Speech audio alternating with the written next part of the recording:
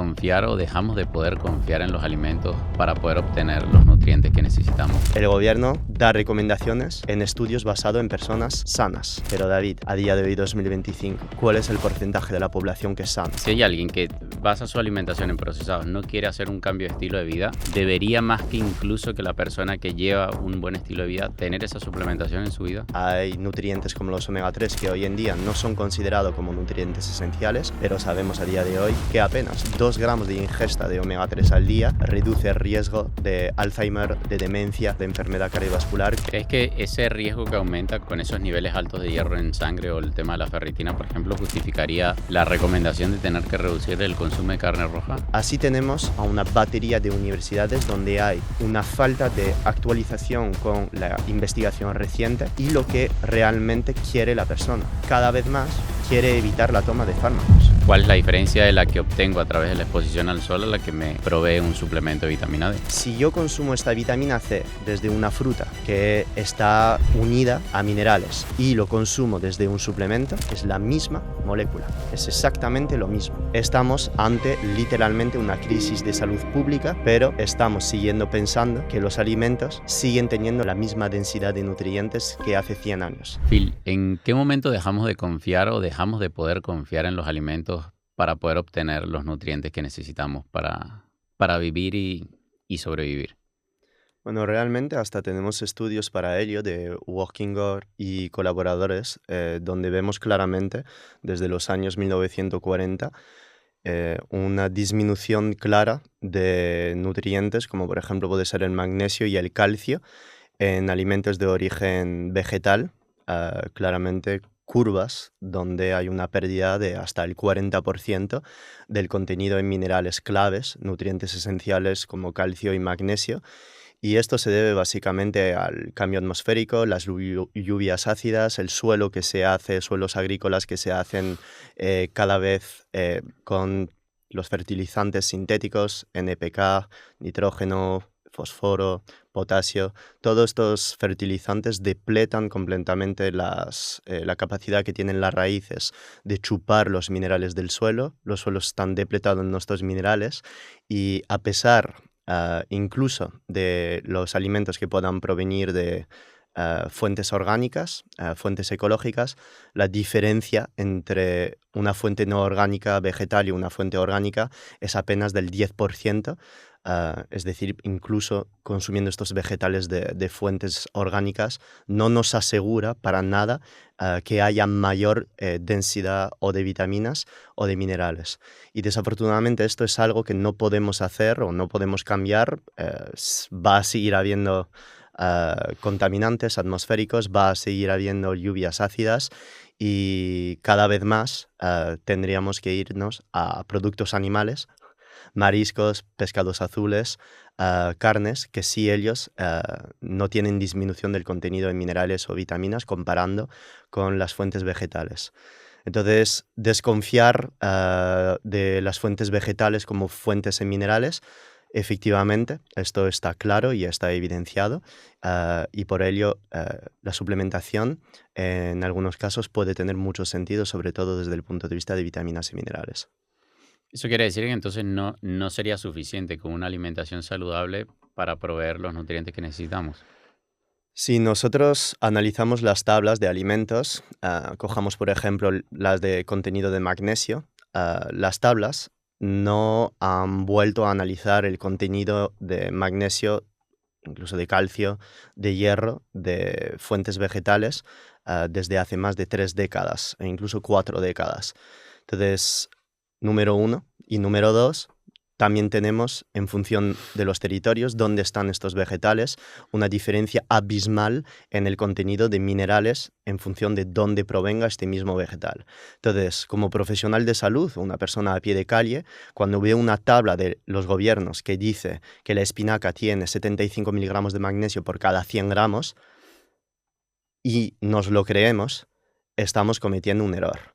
Un error porque, uno, no podemos pretender que lo que dice la tabla sea cierto, ya que estas tablas no se basan en análisis reciente de composición en micronutrientes de estos vegetales.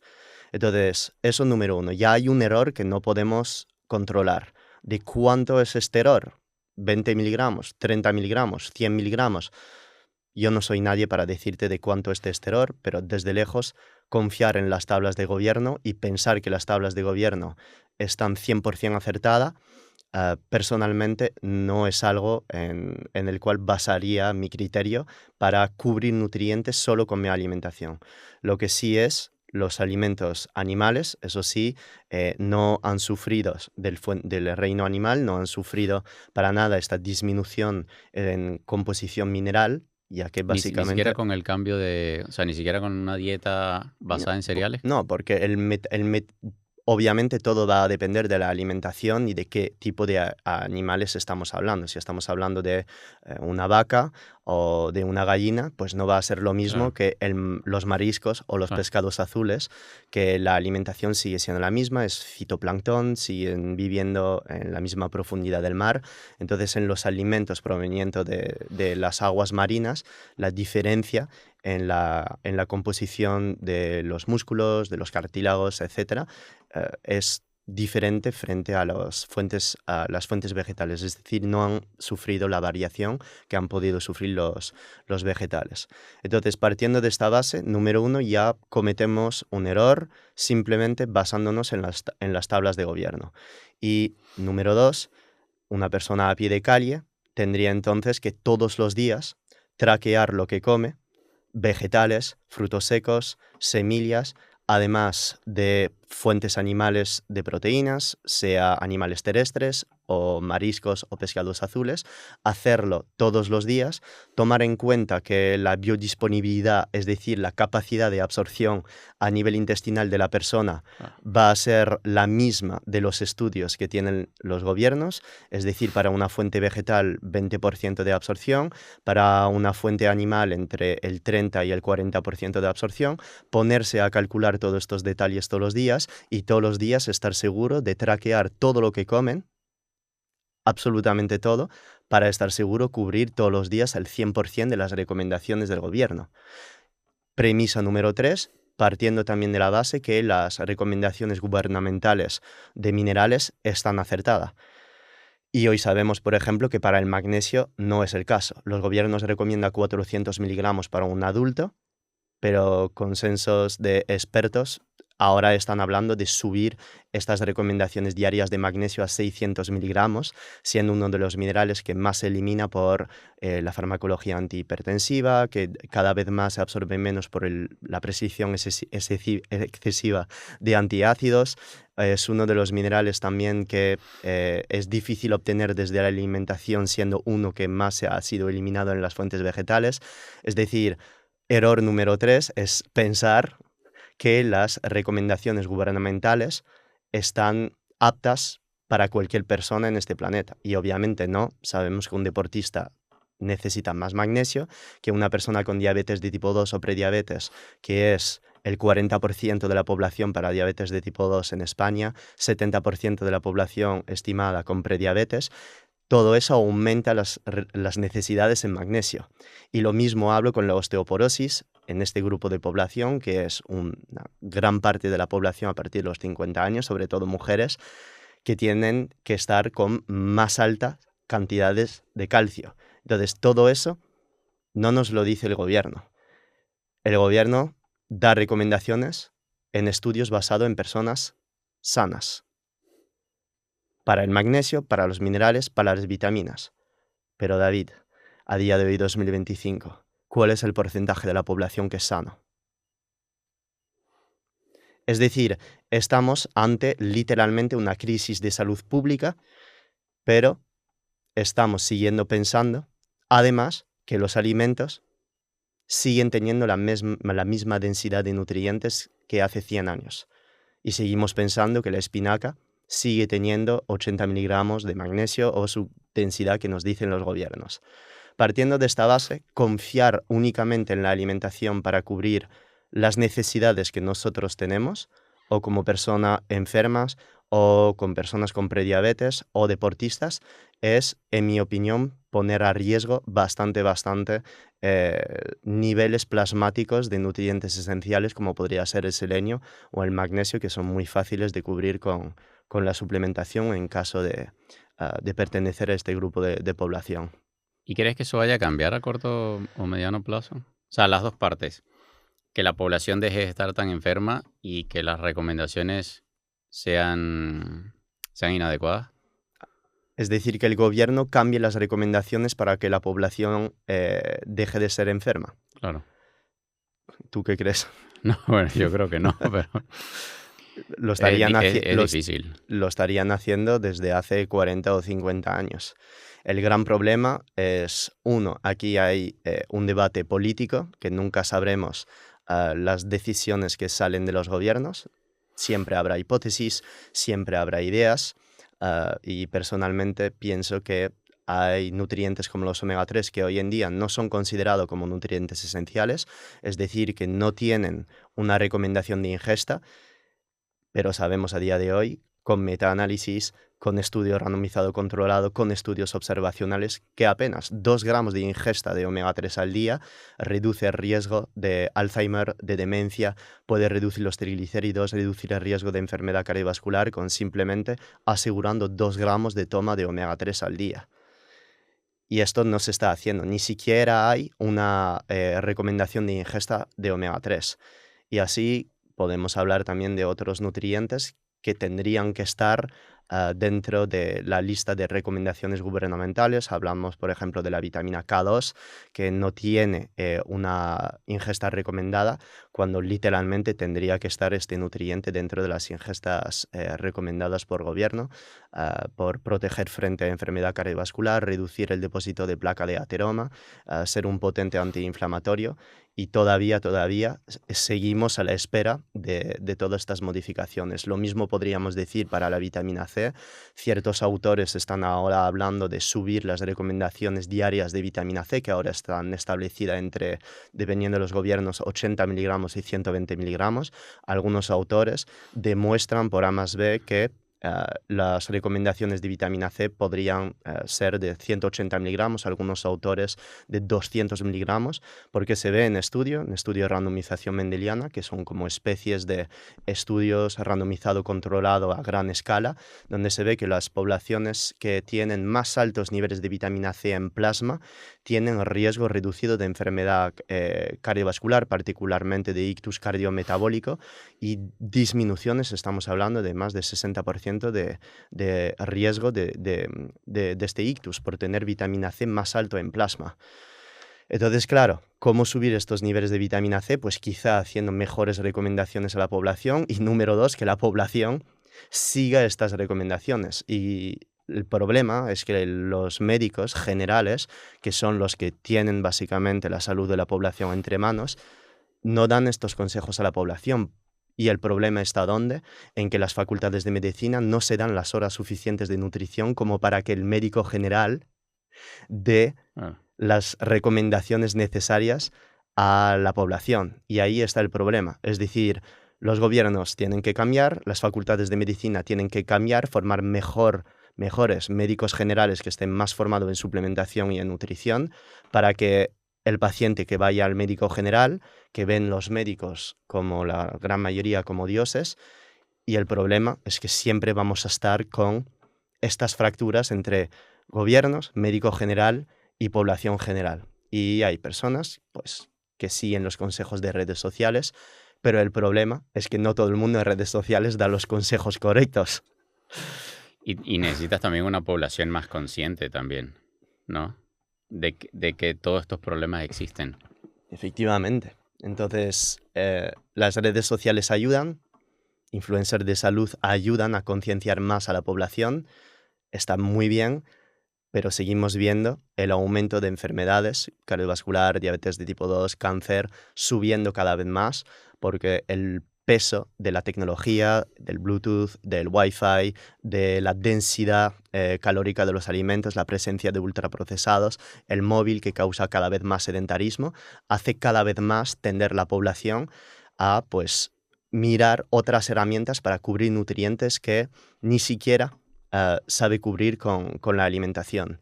Y el problema de las personas es que muy pocos, la gran mayoría que no son concienciados en salud, entienden el poder de la nutrición sobre la salud humana y la gran mayoría de veces las personas tampoco quieren todos los días cumplir con una alimentación sana y muchos prefieren depender de la suplementación para no estar todos los días haciendo dieta, cubrir los macros, cubrir los micronutrientes, traquear todos los días lo que comen, porque es que esto es ser un robot y muy pocas personas hacen eso.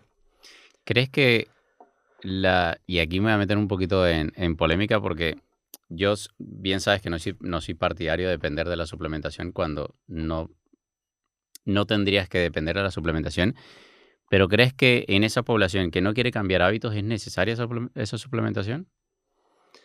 Es decir, si hay alguien que basa su alimentación en procesados, no quiere hacer un cambio de estilo de vida, debería más que incluso que la persona que lleva un buen estilo de vida tener esa suplementación en su vida. Desde lejos que funcionará a esta persona tomar un suplemento de magnesio, cojo uno para explicarlo, ya que es seguro que si esta persona no mete alimentos reales en su alimentación, que puedan ser algunos frutos secos, algunas verduras, muchos mariscos y pescado azul, y un poco de queso, que son los alimentos más densos en magnesio del planeta, desde lejos que a esta persona le vendrá bien una suplementación de magnesio, ya que su alimentación no da magnesio, ya que refinar los alimentos depleta los alimentos en magnesio. Cualquier refinado de alimento disminuye el contenido mineral de casi el 100%, y desde lejos que una persona que usa la suplementación para aportar un mineral que no obtiene desde la alimentación le hará efecto. Desde lejos que sí. Y esto es lo que vemos en estudios, que la suplementación de algunos nutrientes puede subir en 6, 8, 12 semanas los niveles séricos de nutrientes esenciales, y el aumento de los niveles séricos de estos nutrientes esenciales, te hablo mucho del magnesio, que es el que tengo más estudiado, reduce riesgo de enfermedad neurodegenerativa, Alzheimer, Parkinson, cáncer de colon, diabetes de tipo 2, hipertensión, por el simple hecho de aumentar los niveles séricos de este mismo mineral que la persona tiene en déficit.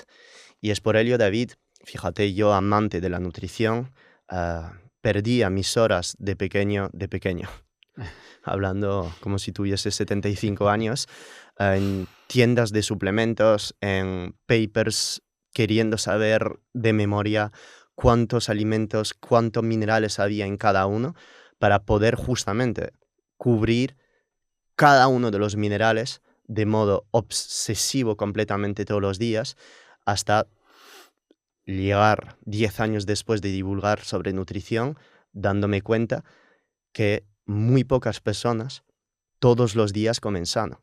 E incluso las personas que lo quieran hacer, lo vemos muchísimo esto, sobre todo en la franja de edad entre 40 y 60 años, mujeres que tienen dificultad en comer carne y pescado porque no le entra, porque tiene problemas digestivos, porque no le entra más comida, pero es en la carne, en el pescado y en los órganos donde están todos los minerales de muy alta biodisponibilidad. Muchas de estas personas son personas sanas que quieran comer sano, pero es que hay que hacerlo todos los días, ser constante y saber de nutrición, saber dónde está el selenio, en nueces de Brasil 2 o 3 al día, saber dónde está el manganeso, saber dónde está el cobre, está en el hígado, saber dónde están los polifenoles, en los frutos rojos, saber dónde está. Entonces es como tener una especie de máster en nutrición, de doctorado en nutrición, para poder cubrirlo todos los días con la alimentación. Y paso número 2, ser consciente los días donde no cubrimos todos los nutrientes, de saber compensarlo más adelante durante la semana. El organismo es muy inteligente. No es porque un día no metes hierro que vas a acabar con anemia. Un déficit nutricional no pasa en una semana o 2. Se necesitan semanas para crear un déficit nutricional, un déficit de un nutriente específico. Sin embargo, a la vista de la cantidad de personas que tienen prediabetes, que no es nada más ni nada menos que un déficit de magnesio, sedentarismo y disbiosis intestinal, a la vista de la epidemia que hay de hipotiroidismo de Hashimoto, que no es nada más ni nada menos que falta de magnesio, falta de hierro y falta de yodo, que ¿dónde están estos alimentos? En el pescado azul y en los mariscos sobre todo, pues pensar que incluso que las personas que quieran hacer las cosas bien tienen que tener paciencia y consistencia, es decir, hacerlo bien casi todos los días. Y es ahí donde encaja la suplementación para cubrir las cosas que no podemos hacer al 100% todos los días. ¿Bebemos un vaso de alcohol? Es agua. ¿Bebemos un vaso de alcohol? Este alcohol aumenta la diuresis de minerales esenciales, pero lo vamos a beber. Pero no vamos a contar cuántos miligramos de magnesio hemos perdido a través de la orina después de beber un mojito con una paella con nuestros amigos. Paella que ha aumentado los niveles de glucosa en sangre, ha aumentado la insulina, ha aumentado muchas más hormonas. Y probablemente también esto no causa una ligera inflamación intestinal que disminuye la absorción de ciertos nutrientes y es para volverse absolutamente loco intentando controlar cada uno de estos parámetros. Y es por ello donde encaja mi discurso con la suplementación, de explicar la suplementación, David, como qué suplementos puedo usar en su mínima cantidad, cuáles son los más importantes de todo para hacer frente a los estresores que tenemos a día de hoy, 2025. Y hablo de la suplementación así, tras una década investigándola, y hablo primero de cubrir estos suplementos si no se hace con la alimentación, pero como es tan complicado hacerlo con la alimentación, veo esencial ceñirse a un pequeño número de suplementos que se tomarían todos los días para estar seguro, compensar las cosas que incluso en las personas sanas o que quieran serlo, es difícil hacerlo todos los días. ¿Cuáles son las mayores deficiencias nutricionales en la población a día de hoy? Número 1, el magnesio. El déficit de magnesio es desde lejos, y eso llevamos 5 años creo hablando, David, que somos buen colegas, te llevo como 6 meses hablando del magnesio, que lo he investigado muy profundamente estos últimos años, y al investigar sobre el magnesio, su déficit, la causa de su déficit nutricional, por qué es difícil cubrirlo, por qué es uno de los minerales que más fácilmente eliminamos del organismo, por qué es uno de los minerales que peor absorbemos. Cuando empecé a hacer o enfatizar mi investigación sobre este mineral, mi perspectiva de la salud humana cambió por completo. Es decir, entendí que el magnesio está al centro del 90% de las enfermedades a día de hoy y de la fisiología humana. Es un mineral que por su estructura atomística, tiene 12 electrones, puede ceder 2 electrones muy muy fácilmente en su capa de valencia, lo que le hace muy muy reactivo con los demás. Por ello, la típica frase de redes sociales que se ve en todos los lados, 600 reacciones enzimáticas, bueno, esto es cierto, es verdad, y cuando vemos en poblaciones déficit de magnesio, es decir, en el suero, un magnesio que está en valores entre 1,80 miligramos por decilitro y 2,07 miligramos por decilitro, que el 70% de la población está ahí, es un margen donde el médico no diagnostica el déficit porque está dentro del rango de laboratorio, pero es un claro déficit que llamamos subclínico de magnesio. Es decir, un déficit que nunca está diagnosticado porque el rango de laboratorio te mete dentro. O sea, estando en el rango de laboratorio no está diagnosticado como un déficit de magnesio. Efectivamente. Y por eso ahora, desde el año 2022, investigadores como Costello, Arnaud, Nielsen y colaboradores hablan de cambiar este rango de magnesio en suero, haciéndolo pasar, en vez de donde está ahora 1,70 miligramos por decilitro a 2,40 miligramos por decilitro, cambiar este rango de normalidad de 2,007 miligramos por decilitro a 2,40 miligramos por decilitro, haciendo que el 70% de la población ahora mismo que está en este rango por debajo de 2,07 caería en un déficit subclínico de magnesio. ¿Y por qué te digo esto? Porque en estudios se ve que las personas que tienen este déficit tienen un riesgo aumentado del 90% de las enfermedades que vemos a día de hoy. Alzheimer, fibromialgia, diabetes de tipo 2, trastorno de atención, ansiedad, depresión, cáncer de colon, déficit de magnesio que se asocia a un aumento de 13% de cáncer de colon, un aumento del 22% de la diabetes de tipo 2, 23% de Alzheimer, un aumento del 155% de morirse de ictus por tener déficit crónico de magnesio, aumento del 33% de riesgo de morirse por todas causas por tener un déficit crónico de magnesio. Entonces, cuando me hablan de un mineral o cuando veo en redes sociales que hay que usar azul de metileno para salir de la depresión o curar la diabetes, me sale un poco de urticaria, cuando lo primero que tendríamos que corregir es el magnesio. Y el magnesio, ¿dónde se encuentra? En alimentos que muy pocas veces comemos: mariscos, pescados azules, sobre todo mariscos, mejillones, caballa, pescado azul pequeños, boquerones, salmonete, anchoveta, y en fuentes vegetales como el cacao puro, algunas semillas, frutos secos, verduras de hoja verde, tomando en cuenta lo que dijimos al principio de este podcast de la depleción de minerales de suelos, y por eso hablo tanto de densificar su alimentación en proteínas animales viniendo del mar, donde estos alimentos nos aportarán muy altas densidades de magnesio y también de hierro y también de cobre, de todas las vitaminas del tipo B, y desde lejos que veo la sardina como el superalimento número 1 en este planeta y mucho mejor de precio que el huevo. Si comparamos, por ejemplo, 100 gramos de huevo ecológico, que supuestamente aquí todo el mundo come ecológico, 10 euros el kilo de huevo frente a 6 euros el kilo de sardina fresca. ¿Me explico? Pero desde un punto de vista de nutrientes, cubrimos con las sardinas todas las vitaminas del grupo B, cubrimos una muy alta densidad de omega 3, casi 2 gramos por apenas 100 gramos, metemos magnesio, entre 50 y 70 miligramos de magnesio en cada 100 gramos de sardinas. Entonces, basar su alimentación, sobre todo de fuentes animales, en mariscos, pescados azules, nos aportará una muy densa cantidad, una muy alta cantidad de magnesio, para poder llegar a 400 miligramos, combinado con un poco de agua de mar al día, 50 o 100 miligramos, combinado con un poco de verduras, 2-3 nueces de Brasil al día, podemos cubrir todo ello, partiendo de la base que nuestro cuerpo humano absorbe el magnesio que le damos.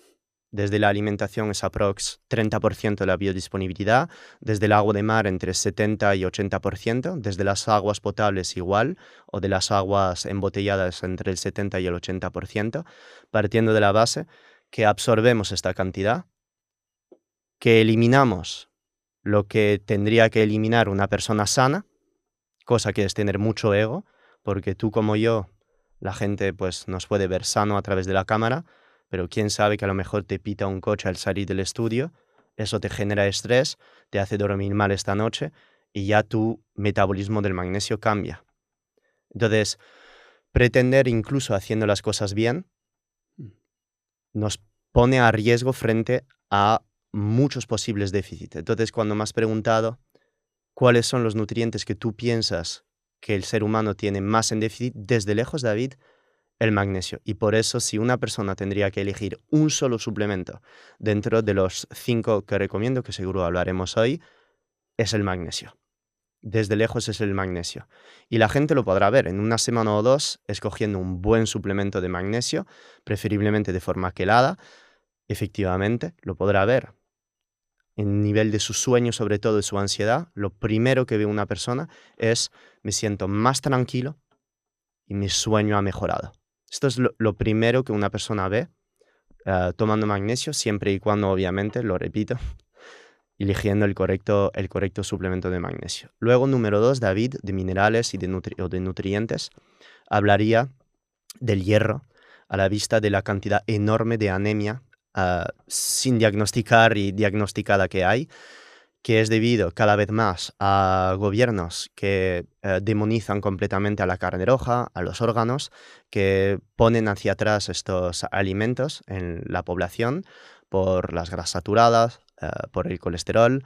Entonces, cada vez más tenemos a un gobierno que hace lo posible para que la población tenga más densidad de plantas en su alimentación, haciendo que a la larga, si yo disminuyo constantemente las ingestas de hierro desde alimentos de fuentes animales, pescaditos azules, órganos, carne roja, morcilla, almejas siendo el alimento más denso en hierro del planeta, 27 miligramos de hierro por cada 100 gramos, morcilla 20 miligramos de hierro por cada 100 gramos, carne roja aproximadamente una cantidad de hierro de 3 miligramos, sardina 3 miligramos, órganos, hígado de ternera 6 miligramos de hierro por cada 100 gramos, es decir, como dejamos de meter todos estos alimentos, o si lo metemos es una vez a la semana, o 2 o 3, porque los gobiernos nos dicen de no pasarnos, y el médico también, pues obviamente lo escuchamos y dejamos cada vez más estos alimentos y los apartamos. Pero son realmente los más biodisponibles en hierro, los que más tienen y los que más aportan biodisponibilidad. Para dar una escala aproximadamente, estamos hablando de un hierro en espinaca que tiene una absorción pues, del 3% frente a un alimento de fuente animal que va a tener aproximadamente 20%. Estamos hablando aquí de 6 veces más absorción de fuentes animales frente a fuentes vegetales en cuanto al hierro. Y eso está demostrado en estudio, no es complicado hacerlo y hasta tenemos estudio mecanístico para demostrarlo, que es la forma de hierro en la que está el hierro en las plantas y la forma de hierro en la que está el hierro en los animales. Es un estado de oxidación diferente. Entonces, el hierro definitivamente tendría que ser de manera muy minuciosa a chequear en la analítica porque se asocia a más fatiga, más riesgo de hipotiroidismo y sobre todo cuando no lo tenemos en suficiente cantidad en los deportistas, explica la gran mayoría de veces los dolores articulares, dolores musculares, el hierro siendo el vehículo del oxígeno hacia dentro del tejido muscular y toda esta sensación de fatiga crónica que persiste durante el día. Esto es un claro signo de anemia, que es muy común también en mujeres las que tienen menstruación, que lo eliminan mucho más que los hombres.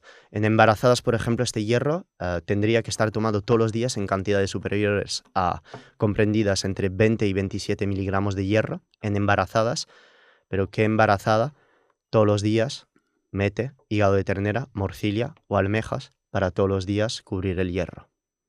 ¿Y qué embarazada sabe que tendría que suplementarse en hierro durante el embarazo? Entonces aquí no estoy diciendo de suplementar en hierro en toda la población, no estoy diciendo esto, hablar con su médico para cubrir el hierro, no todos los hierros valen, preferiblemente que sea un hierro liposomal, preferiblemente tomar este hierro con vitamina C y cobre, ya que el cobre ayuda a la absorción de este hierro, y por eso hablo tanto de comer 50 o 100 gramos de hígado de ternera al día, ya que simplemente haciendo esto ya tengo el cobre, ya tengo la B2, y con meter un poco de frutos rojos al lado y ya tendríamos la vitamina C que es necesaria para la correcta absorción de hierro. Pero desde lejos el hierro quitaría mucha fatiga, muchas anemias que estamos viendo cada vez más.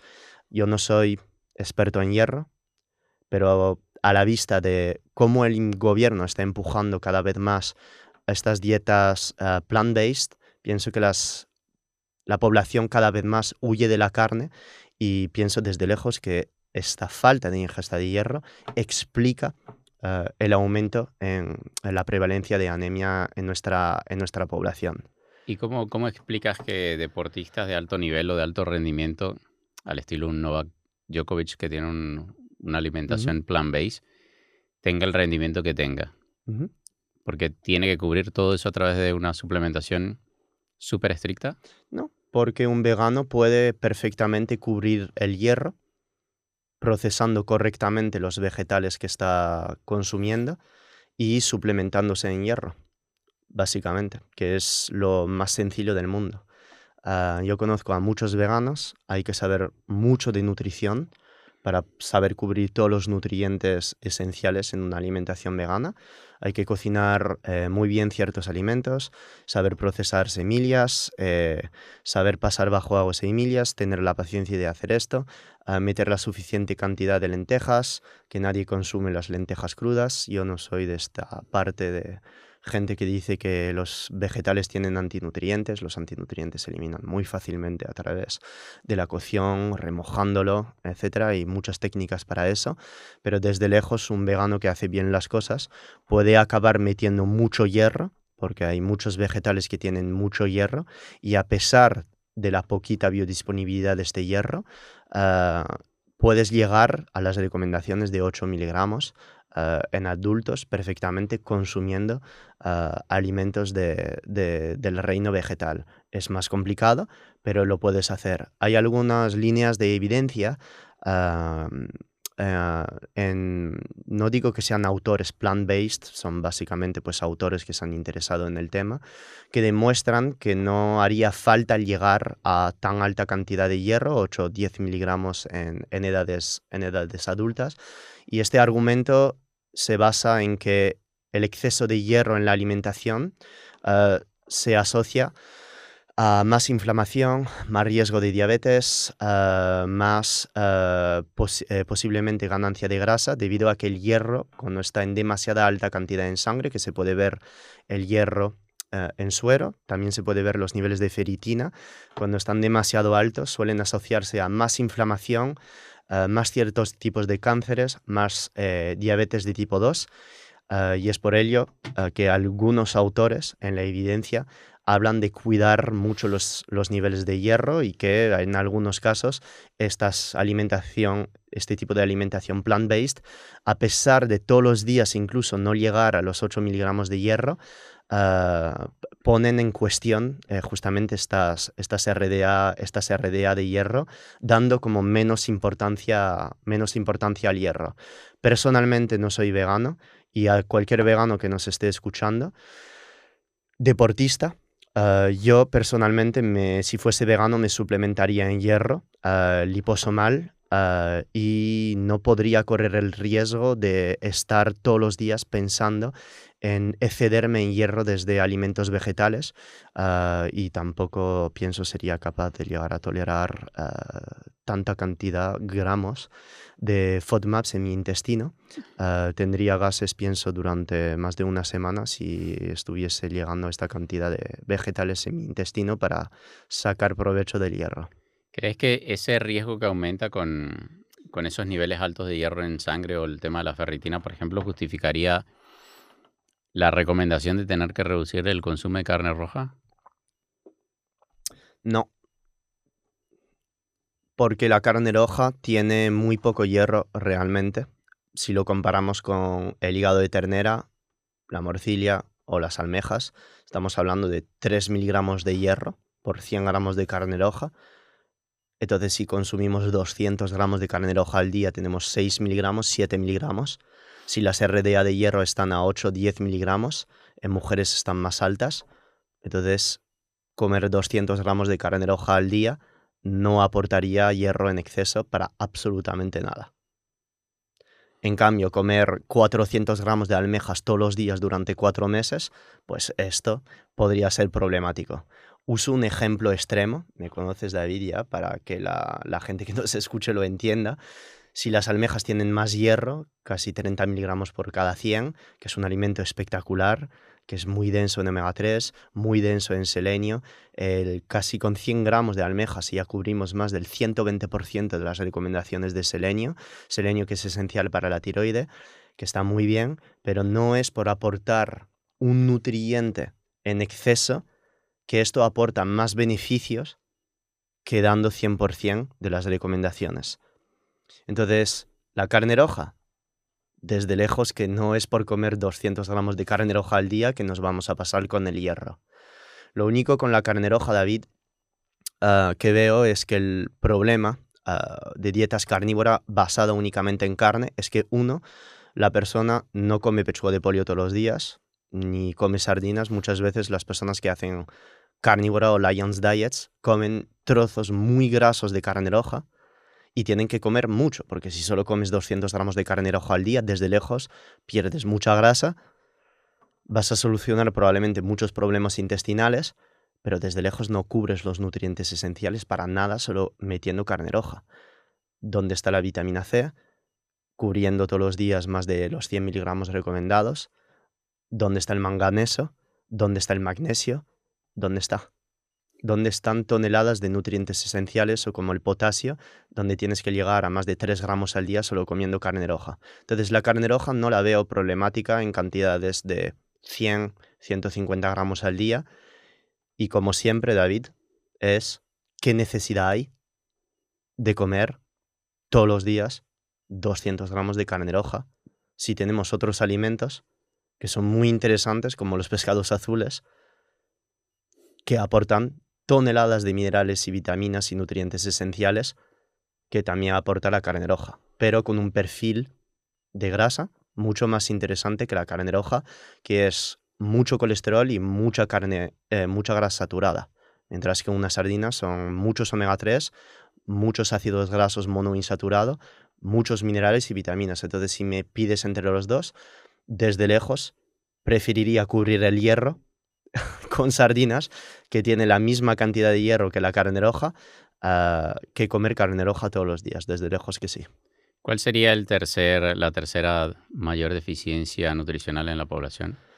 Bien, aquí yo no es que haya hecho un listado de todos los nutrientes esenciales. Personalmente, estamos entre tú y yo aquí. Este podcast lo va a ver muchas personas. Va a depender de qué investigación estás leyendo y qué metaanálisis estás leyendo. Algunos dirán que es el calcio.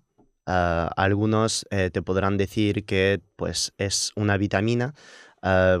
Muchas veces vitamina del tipo B en el caso de personas que tienen anemia, B12, personas que no comen carne, pero sobre todo vitamina D, diría desde lejos, que es uno de los déficits que tiene 70% de la población. Muchas personas están por debajo de los 30 nanogramos, donde tendríamos que estar todos por encima de los 30 nanogramos en plasma de vitamina D. Pero no te menciono la vitamina D, David, porque es que la vitamina D no se cubre con la alimentación. La vitamina D técnicamente se cubre con el sol. ¿Hay alimentos densos en vitamina D? Hay alimentos densos en vitamina D. Con 120 gramos de pescado azul, caballa, por ejemplo, sardinas o salmón, ya tienes las 400 unidades de vitamina D necesaria. Con hígado de bacalao, tienes ahí a 1500 unidades de vitamina D con comer 50 gramos de hígado de bacalao.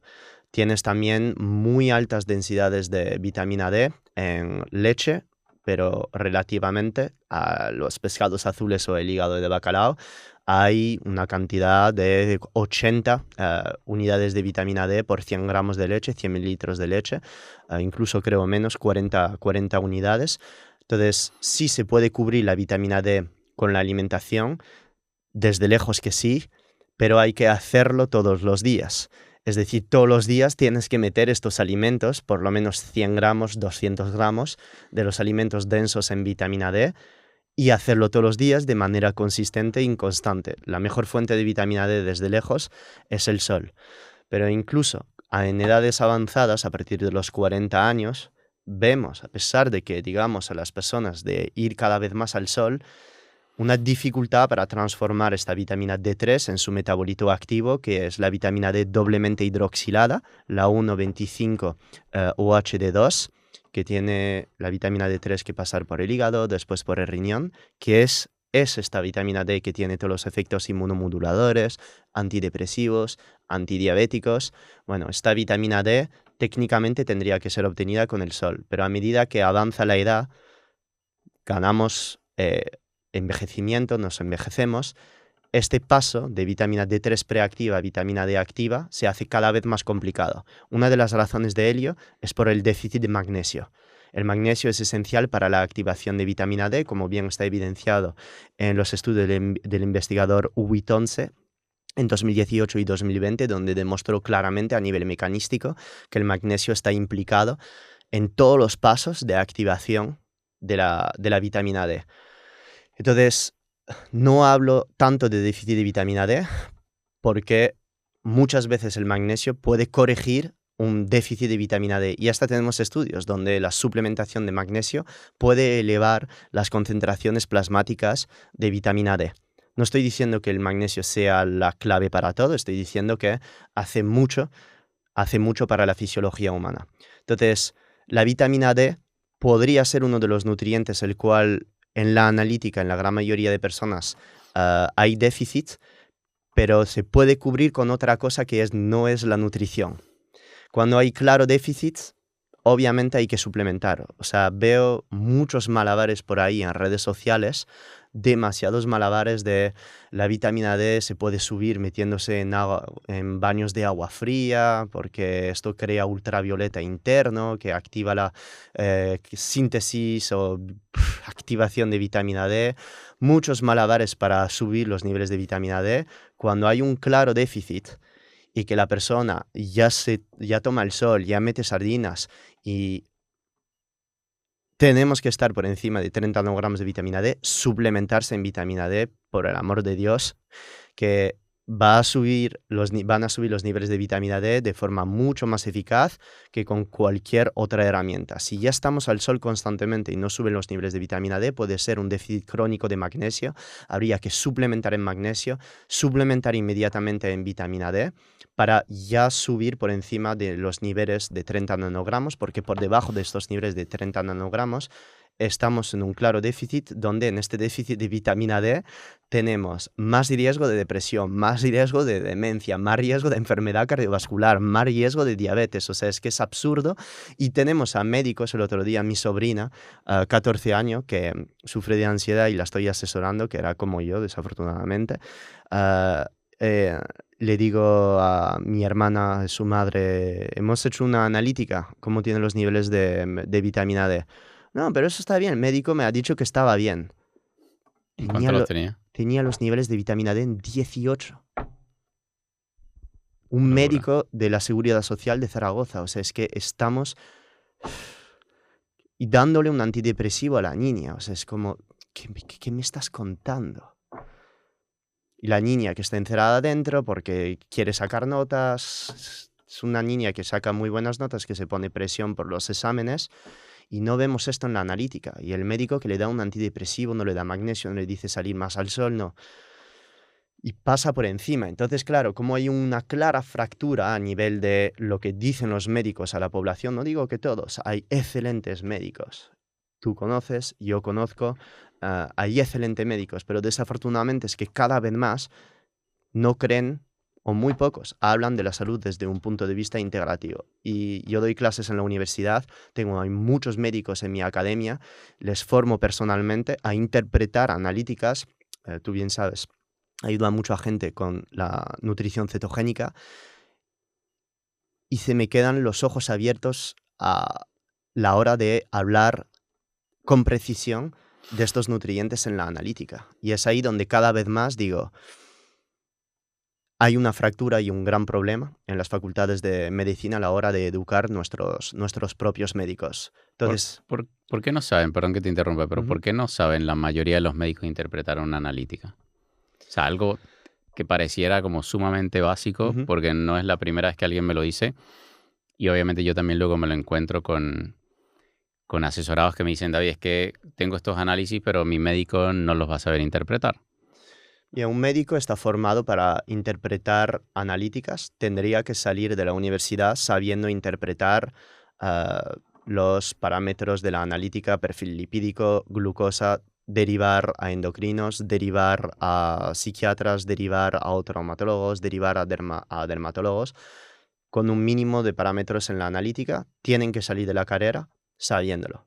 Desafortunadamente en la carrera a los médicos no se les da clases de nutrición, no se les da clases de suplementación, no se les habla del impacto del ayuno intermitente sobre los niveles de cetonas en sangre o de ácido úrico, no se les habla del posible impacto de la ingesta de ciertos nutrientes en la analítica y cómo algunos pueden inhibir la absorción de otros a nivel intestinal. No se les habla también de las intervenciones en nutrición cetogénica y de su impacto sobre los niveles de HDL, de triglicéridos. Todo eso no se dice en las facultades de medicina. Enseñamos una forma de medicina alopática y entonces tenemos a médicos que tratan síntomas y no están formados para ir a la raíz. Esta medicina, que es la medicina integrativa, no se enseña en facultades de medicina. A saber por qué, pues probablemente una de las explicaciones pueda ser por todos los sesgos institucionales, financiación de gobiernos, industria farmacéuticas en facultad de medicina, facultad de farmacia, y yo mismo lo digo. Todo lo que he sabido de nutrición, todo lo que he sabido de suplementación, no nos lo han enseñado en la facultad de farmacia. Ojalá me hubieran dicho que la vitamina C liposomal se absorbe más que el ácido ascórbico. Ojalá me hubieran explicado cómo diseñar un suplemento de magnesio. Ojalá me hubieran explicado qué recomendar a un paciente que llega a la farmacia y que me está pidiendo qué hacer naturalmente para intentar sanar sus problemas digestivos. Ojalá me hubieran dicho que esto se podría hacer con aceite esencial de menta, aceite esencial de orégano para corregir el SIBO. Ojalá, David, me hubieran dicho todo esto en la universidad. Entonces, así tenemos a una batería de universidades donde hay una falta de actualización con la investigación reciente y lo que realmente quiere la persona. La persona quiere sanarse de forma natural, lo más natural posible, cada vez que sea posible, y cada vez más quiere evitar la toma de fármacos. Pero seguimos teniendo a médicos generales que dan un analgésico para cualquier dolor, que dan un antiácido para cualquier gastritis, que dan un antihipertensivo en caso de hipertensión, que dan un antidepresivo cuando la persona es apática, pero que no hablan de herramientas como el ayuno, el sol, la nutrición cetogénica o comprarse una bici a 30 euros en Wallapop y motivar a la persona a hacer 10 minutos de bici por la mañana y 10 minutos de bici por la noche. Y esto es así, David. Quiero decir, personas como tú en redes sociales, todos nuestros colegas profesionales de salud, sean médicos o no nutricionistas, que hablen de herramientas más integrativas para sanar la población, estamos haciendo una buena labor. Estamos haciendo una buena labor. Cuando algunos médicos de la vieja escuela nos ven, lo único que quieren hacer, como lo han hecho conmigo, es sacarnos en periódicos. A mí me han escrito artículos sobre mí, colegios de médicos, poniéndome a parir, porque un médico sale de la carrera con mucho ego. 6 años para ser médico general, 4 años para la especialidad, y si quieres ser cirujano plástico, estético, etcétera, pues añádele 2 años más después del MIR, y estamos, claro, delante de una persona que estudia 10 años y lo único que quiere es que le digamos en su cara que es el puto amo. Obviamente. Yo mismo, facultad de farmacia, bajaría la cantidad de años a 3 años. Hay un montón de asignaturas compartidas con otras facultades que no sirven para ser farmacéutico. Y lo mismo para medicina. Y yo no he estudiado medicina, sí que me sé muy bien los planes de estudio, porque tengo presente plan de estudio de medicina para ser médico general en 3 años y medio. Lo tengo escrito, sé lo que dan, tengo muchos colegas médicos, tengo mis ideas de utopía con las facultades de medicina. No soy médico, no he pasado por medicina, y el gran problema es que cada vez que un profesional de la salud, médico, ve eso, le sale urticaria. Y es el gran problema de los profesionales de salud que estudian mucho, que piensan que por haber pasado por la carrera tienen la verdad absoluta. Y así hay muchos, David. Entonces, como con esto no vamos a poder cambiar el gobierno es imposible, es muy, muy complicado que lo cambien. Hay que aceptar esta especie de falacia institucional, esta especie de sesgo, aceptarlo y tomar las riendas de nuestra salud con nuestra propia responsabilidad. Y dejar de esperar que el médico vaya a contar que tengo déficit subclínico de magnesio y que hay que tomar un suplemento quelado de magnesio o meter 2 gramos de omega 3 al día, ya que no estoy metiendo la suficiente cantidad de pescado azul porque me sienta mal y no me lo dice.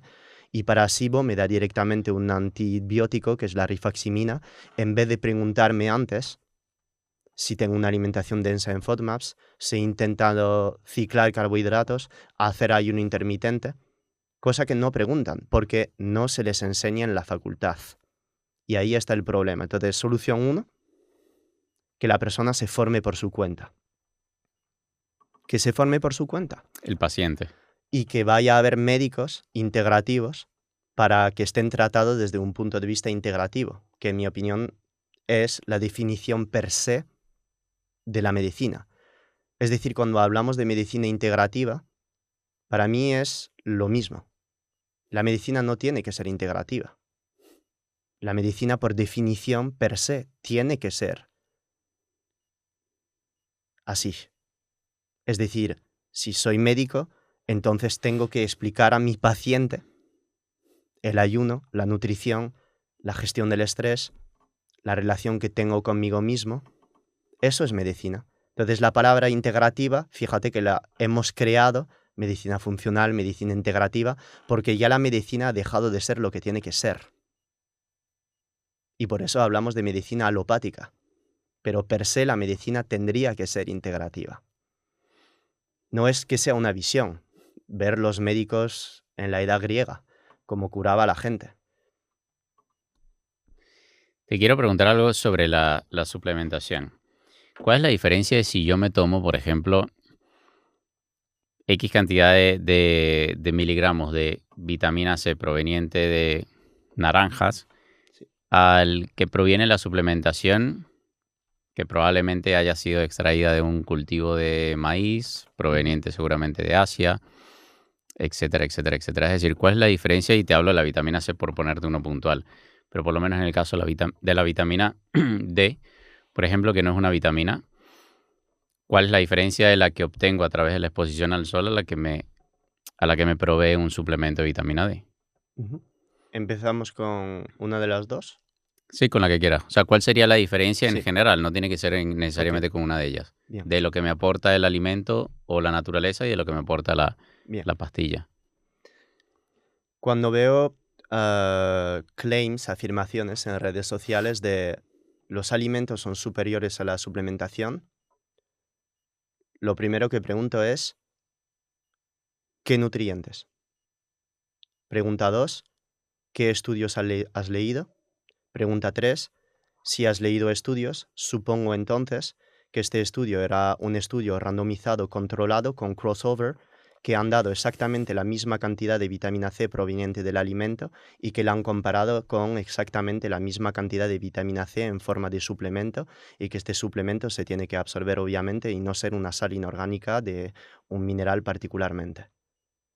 Vale, paso número 4, supongo entonces que este estudio duraba también la suficiente cantidad de tiempo y que también se controlaba la salud intestinal de las personas de manera muy cautelosa para poder eliminar la tonelada de variable que podría interferir en la absorción de vitamina C del suplemento. Como he hecho estas preguntas a la mayoría de personas que me han llegado a lo largo de los años con estas afirmaciones, y que respuesta 1 ha sido bloqueo en redes sociales o respuesta 2 nula respuesta, pues sigo esperando. Con eso, David, lo digo con sarcasmo, no porque tenga mucho ego, a mí me da igual, estoy aquí contigo con una camisa hawaiana, no tengo nada por ganar, simplemente ayudar a la gente. Siempre pregunto estas cosas. Una cosa es, escuché un médico en redes decir algo, y otra cosa es, ¿qué me dice la evidencia? Si hablamos de salud,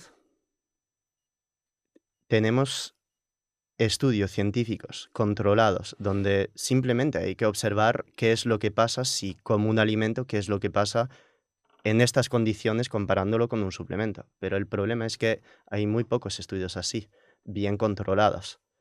Si nos basamos ahí y olvidamos los estudios, efectivamente tiene sentido tomar un antioxidante rodeado de polifenoles, que sería como hacerlo con una fruta.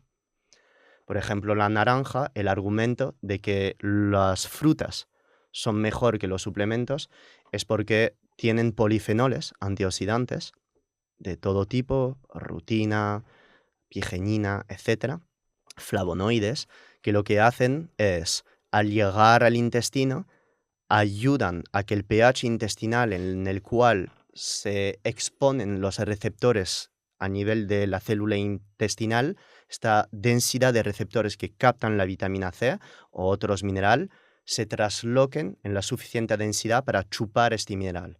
Los polifenoles, la fibra de las frutas, ayudan a la creación de este correcto pH intestinal. Por ejemplo, en el caso del magnesio, se sabe que se absorbe en un pH entre 6,1 y 6,8 en las partes cercanas del intestino, justo después del estómago, y en un pH un poquito más alto en el colon, entre 6,8 y 7,1.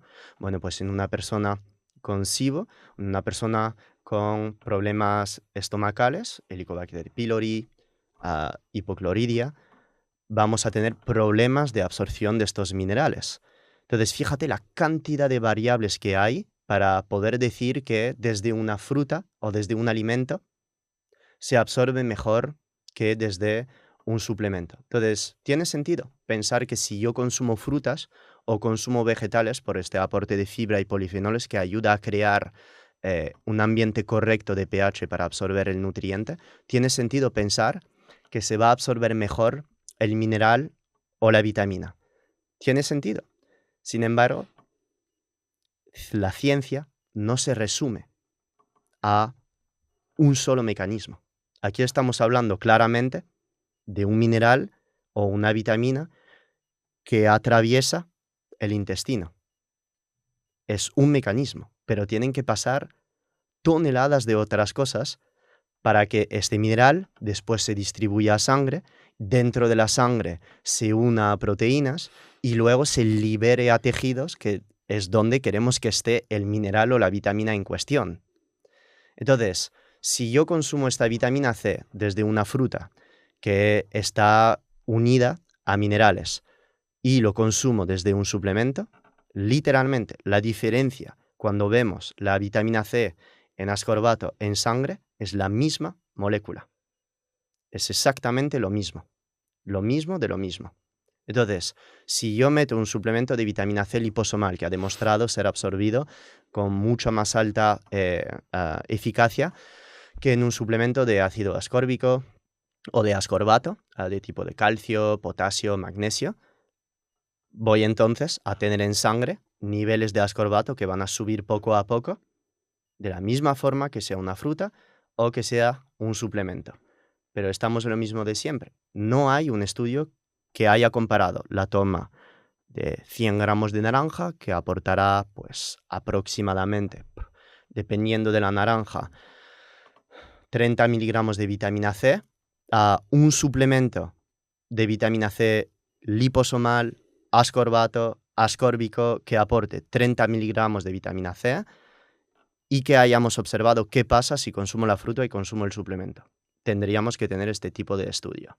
Entonces, decir que los alimentos son superiores frente a los alimentos, de momento yo sigo bastante esperando evidencia al respecto. Con eso no estoy diciendo que haya que tomar un multivitamínico o un multimineral para vivir, porque un alimento no solo es un mineral o una vitamina. Un alimento es una matriz alimenticia que viene con grasa, que viene con proteínas, que viene con carbohidratos, que también aportan beneficios a nivel del sistema digestivo. Y es lo que vemos en estudios, que la toma de frutos rojos puede mejorar el rendimiento deportivo, reducir riesgo de diabetes, que la toma de pescado azul se asocia a un menor riesgo de enfermedad cardiovascular.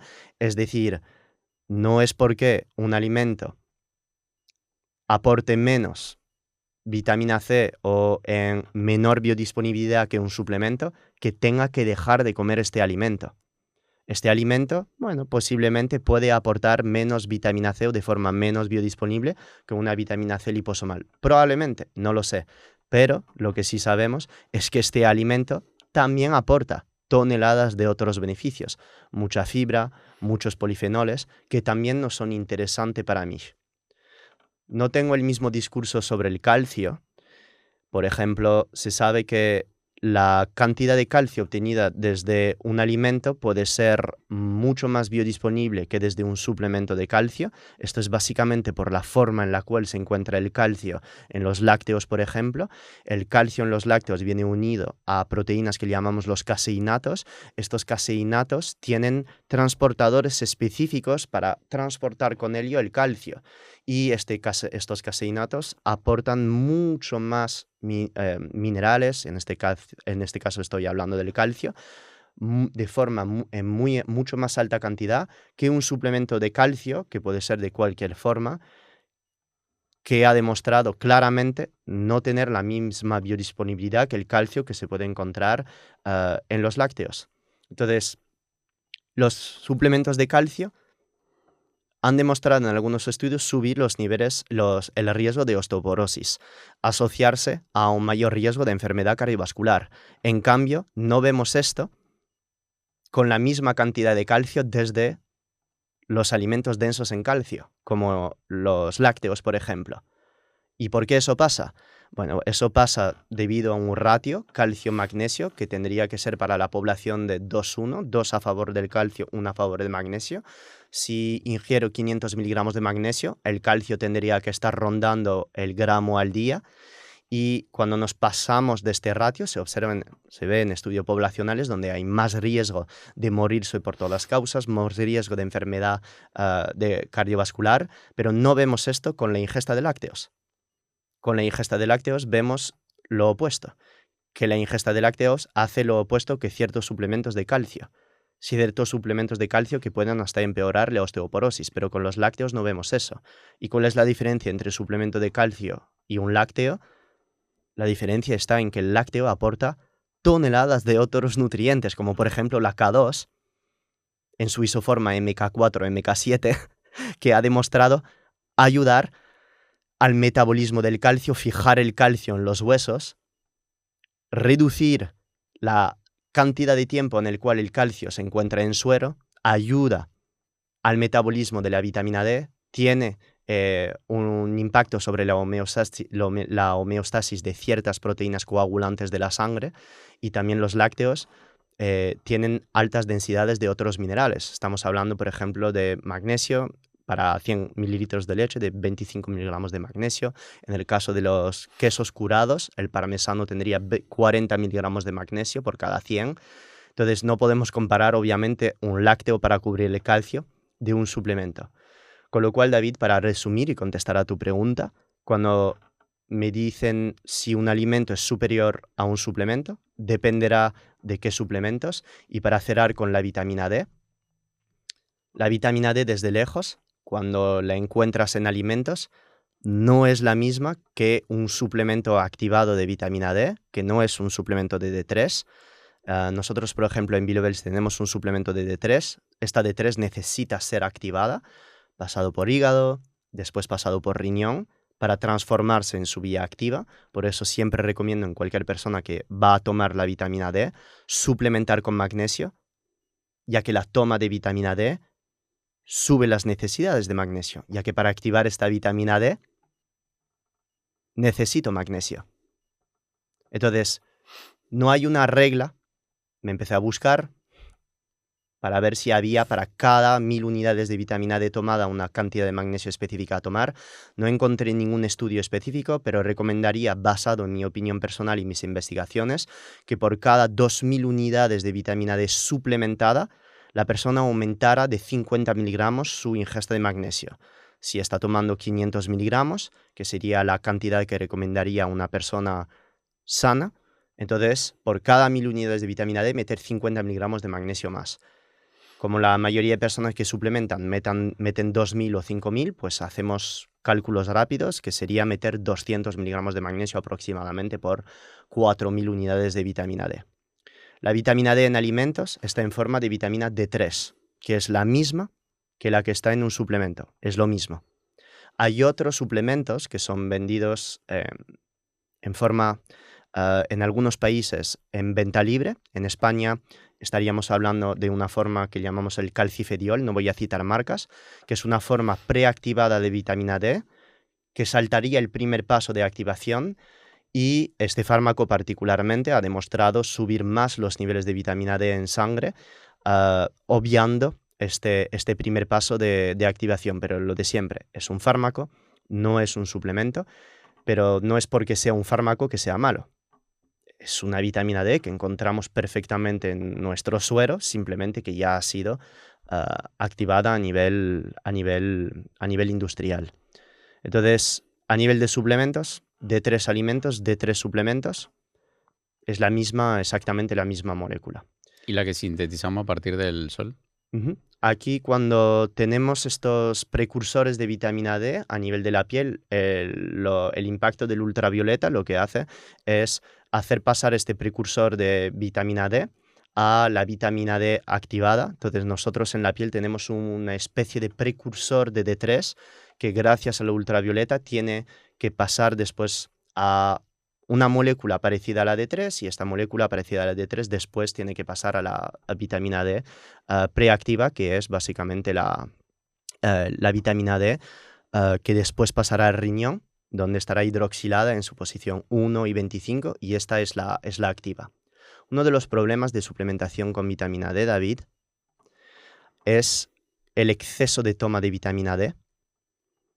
Muchas personas se pasan con la cantidad de vitamina D, toman la suplementación a 2000, ven que no suben los niveles, suben a 5000 el mes siguiente, siguen los niveles bajitos, 31, 32, pero se han visto un reel en redes sociales como que tener los niveles de vitamina D en 100 es mejor que tenerlos en 30, cosa que es absolutamente falso.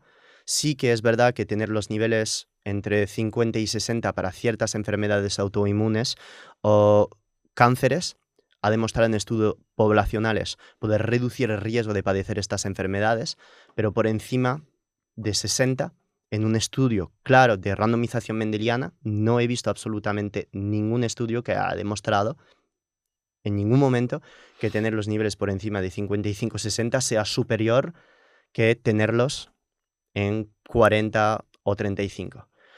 Y el problema de las personas es que se van suplementando cada vez más en vitamina D, no saben que tienen déficit de magnesio, se van depletando en magnesio, porque la activación de la vitamina D depende del magnesio, y desafortunadamente esta vitamina D sube muy poco a poco en la analítica, nunca chequean una vitamina D en sangre que es la vitamina D activa, la doblemente hidroxilada, y cuando se la miden, muchas veces es demasiado tarde, David.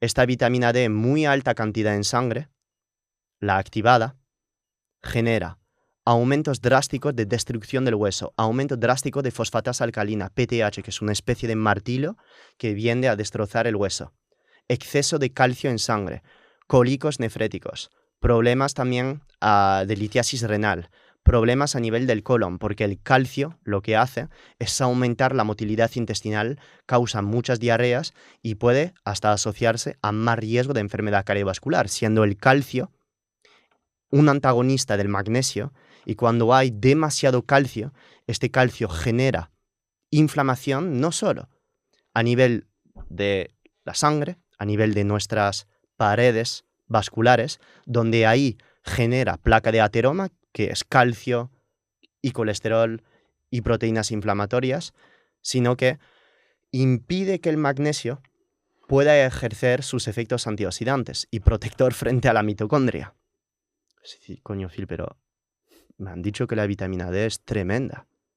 No, tener niveles de vitamina D correctos es tremendo, pero pasarse de suplementación de vitamina D tomando todos los días 5.000, 10.000 o 20.000 unidades es antifisiológico. Y esto está documentado. Entonces, chequear los niveles de vitamina D en caso de que un médico empiece a pautar 10.000 unidades al día, chequear a los 2 meses, porque una vez los niveles estén bien y te encuentres en verano o primavera, ya no hace falta suplementar. Come tu pescado azul, llega a 500 unidades al día y es más que suficiente después para sostener tus niveles durante el verano. Pero no superar dosis de 5.000 o 10.000 al día, porque esto sí puede ser peligroso a nivel de metabolismo óseo, a nivel del metabolismo del magnesio, y esto va a tener impactos muy graves para la salud cardiovascular. Con el sol muy difícilmente sea posible esto. No nos podemos pasar con el sol, muy difícilmente con el sol podemos llegar a niveles por encima de 100 nanogramos en sangre de vitamina D. Es muy, muy complicado, pero con la suplementación desde lejos que sí. Y por eso no soy tan fan de la suplementación de vitamina D. Prefiero decir una persona come hígado de bacalao, hígado de rape, 50 gramos cada 3 días, o una lata cada 4 días, y come sardinas todos los días si quieres, 100 gramos de sardina al día, una pequeña latita, y ya sería suficiente como para apartar la suplementación. Y el colmo te lo dice el socio de su propia empresa de suplementos, que tiene suplemento de vitamina D3 y K2, que recomendaría en estas personas que tienen déficit, que no consumen estos alimentos y que llegan a esta franja de edad de 35-40 años. En esta población recomendaría vitamina D porque el déficit es peligroso. ¿No puede regular a la baja el cuerpo con esa suplementación de vitamina D, teniendo en cuenta que no es una vitamina, sino una hormona? Ujú. La vitamina D efectivamente se le ha dado el nombre de hormona por su estructura bioquímica que llamamos de secoesteroides, que se parece muchísimo pues, a un colesterol modificado, y por eso se le llama hormona. Tiene un receptor, que es el receptor de la vitamina D, que tenemos en las células del sistema inmune, que tenemos en el tejido muscular, y por eso la vitamina D está es tan decisiva en la regulación de nuestro ánimo, la regulación de la glucosa, y también nos enfermamos muchísimo más cuando tenemos este déficit. Entonces, pasarse de vitamina D, desafortunadamente, como lo hace la testosterona, inhibiendo los niveles de LH y FSH, si yo me inyecto mucha testosterona, o incluso me puedo inhibir con un gel de testosterona, si me paso de cantidad, 200, 300 miligramos al día, eso no es únicamente para las inyecciones de testosterona, tenemos que verlo y lo mismo para la vitamina D. La testosterona puede inhibir el eje hipotálamo-hipofisario, LH-FSH, que son básicamente precursores de la síntesis de muchas de nuestras hormonas que llegan desde el cerebro, y lo que hacen es básicamente decir a nuestros órganos producir más cortisol, en el caso de la cápsula adrenal, producir más hormonas sexuales, en el caso de la testosterona, del estradiol. Bueno, pues para la LH y la FSH son los precursores de la síntesis de testosterona. Para el cortisol será otro, para la EPO será otra cosa, y en el caso de la testosterona es LH-FSH. Entonces, si me paso de testosterona, inhibo la LH-FSH, haciendo que si soy culturista profesional, pues me tenga entonces que encontrar un buen médico para que me dé un precursor de la síntesis de testosterona, que puede ser, por ejemplo, una LH recombinante, HCG, clomifeno, etcétera, para reactivar mi eje. Bueno, con la vitamina D no tenemos esta LH-FSH, pero lo que sí tenemos es lo que dije anteriormente, que es la PTH y el calcio. Entonces, el calcio va regulando la absorción y el metabolismo de la vitamina D. No tenemos LH y FSH, pero tenemos estos dos parámetros en la analítica. Si veo un exceso de vitamina D activada en mi sangre, voy a empezar a catabolizar hueso. Empiezo a catabolizar hueso porque el metabolismo del calcio se ve mermado, me vuelvo hasta resistente a la vitamina D y empiezo a catabolizar mi propio hueso porque el calcio se empieza a ir a sitios donde no tiene que estar, más en los vasos sanguíneos. Entonces el cuerpo desafortunadamente regula a la baja la vitamina D cuando está demasiado alto en plasma, destrozando hueso. Eso te estoy hablando con ya hipervitaminosis de tipo D, que llega no con una toma de 50.000 unidades de vitamina D, no con una toma de 10.000 unidades de vitamina D en 2 semanas, llega a medio plazo, pero llega. Y esto es básicamente la manera de disminuir o de compensar lo que puede hacer la vitamina D en sangre. Entonces, sí, la vitamina D es una hormona, pero no tiene la misma regulación que la toma de una hormona exógena que sabemos si se basa básicamente en estos precursores, que es la LH-FSH, la ACTH para el cortisol. Te iba a preguntar, y en un caso de que estuviesen igualados los beneficios del alimento y el suplemento, Ujú. ¿vale la pena por los excipientes? Por eso, comprar marcas que en la etiqueta enseñan los excipientes que usan. Excipientes en Europa están regulados por la EFSA y esta EFSA tiene por cada excipiente dosis que no pueden pasar porque si no, en caso de un día tengan una inspección sorpresa, hasta los dueños de la empresa pueden estar sometidos a infracciones penales, ir a la cárcel por básicamente infringir el código de la empresa y infringir normas europeas. Entonces, una empresa de suplementos hacen lo que les dé la gana, literalmente. Si uno quiere pasarse con la cantidad de un excipiente, que lo haga. Pone en riesgo totalmente la vida de su empresa y probablemente también el riesgo civil que los socios de la empresa puedan tener. Pero normalmente en una empresa hay abogados que te van a decir, después de haber hablado con el laboratorio pues ha cometido un error, en estas cápsulas se han pasado con la cantidad de un excipiente, no podemos sacar estos lotes al mercado. Ya está, esto es como tendría que estar bien regulado una empresa, con un abogado, con legal, con laboratorio, y así tendrían que ser todas las empresas de suplementos. Pero un excipiente que vemos en una etiqueta que está regulado por la EFSA o en Europa o por la FDA con estudios toxicológicos, decenas en humanos, en ratas, desde lejos, que si la empresa hace bien su trabajo, estos excipientes no nos tienen que preocupar. Son ingredientes, moléculas, que simplemente añadimos para que el suplemento se fabrique y llegue en la cápsula, en el comprimido o en el aceite en su forma correcta para mantener su conservación. Un excipiente puede ser, por ejemplo, la vitamina E para el omega 3. Es un nutriente totalmente natural que se usa para limitar la oxidación de los omega 3 en la cápsula. Por otra parte, tenemos otros excipientes, uno de los más debatidos de todos los tiempos, el estearato de magnesio. Phil, el estearato es tóxico. Ok. ¿Dónde están los estudios? Es curioso porque en esta investigación de la EFSA, que recopila a decenas de estudios sobre la toxicidad del estearato de magnesio, me dice que es absolutamente nulo en estas cantidades usadas por la gran mayoría de empresas de suplementos.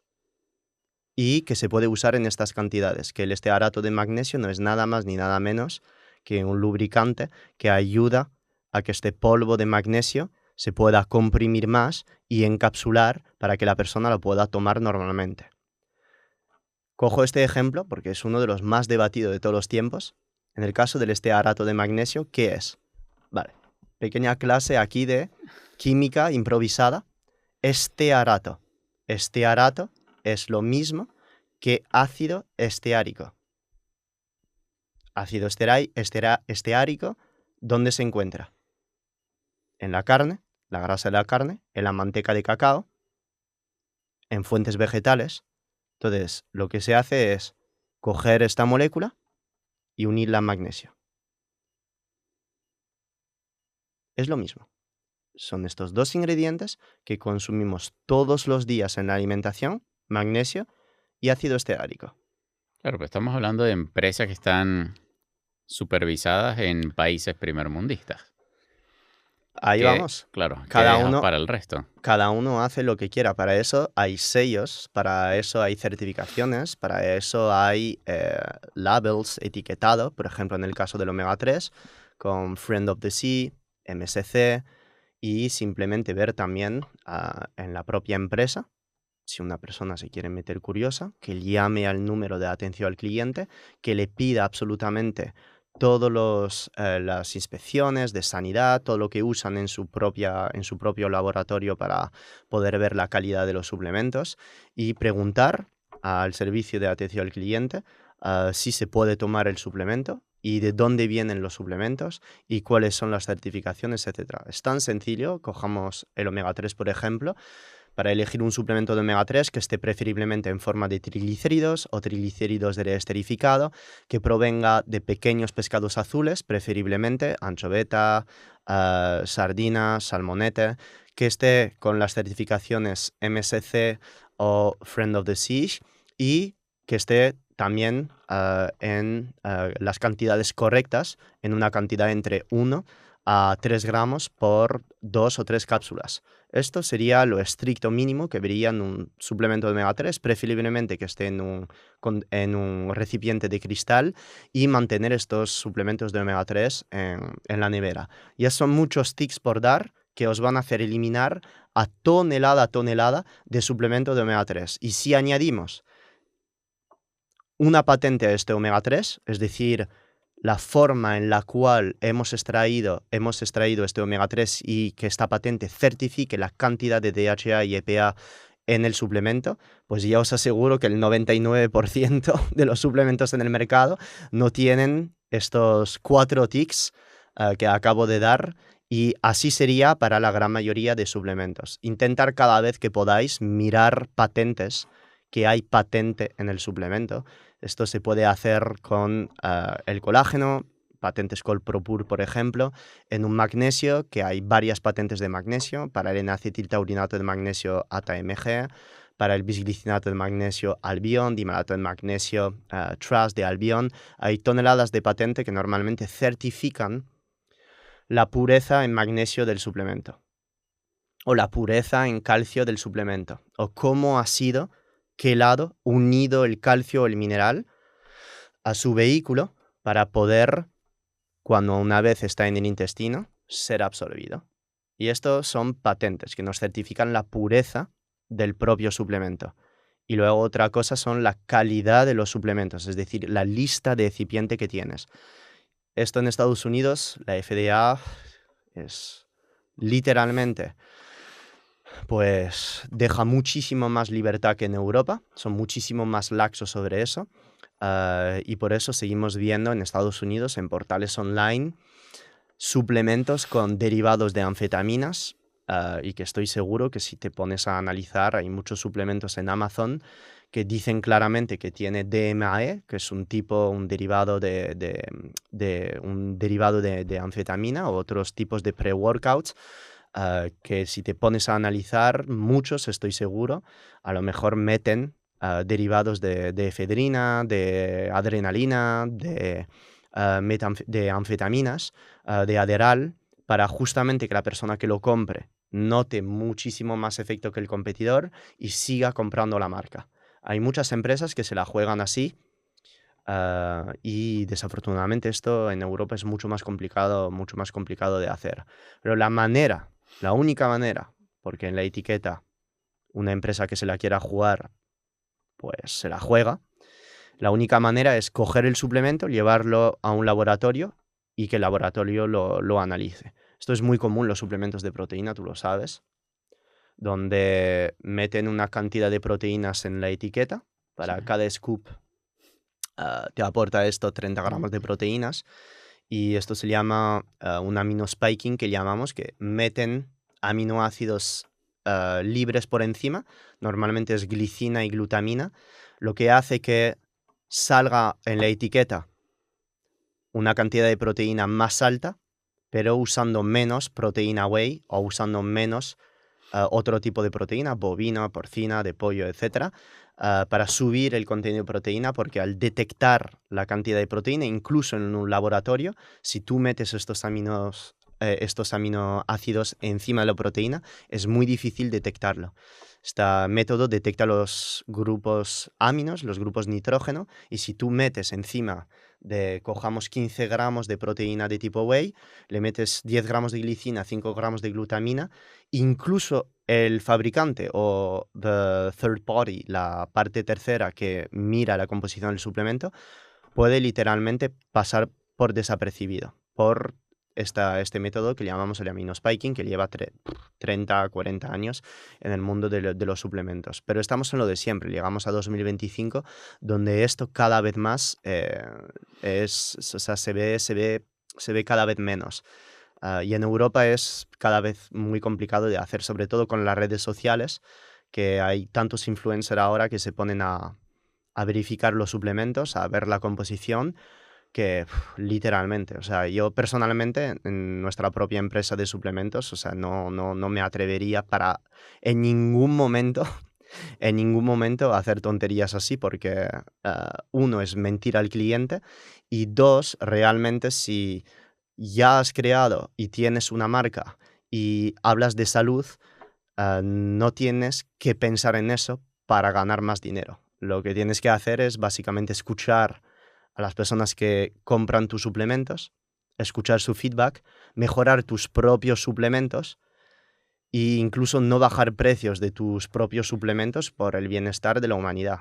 No, el precio es el precio porque es calidad, porque está en recipientes que no son de plásticos, porque está patentado y entonces pagas el precio.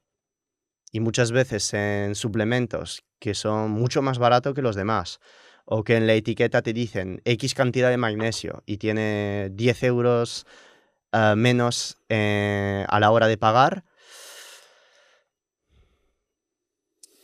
me plantearía 2 veces antes de comprar.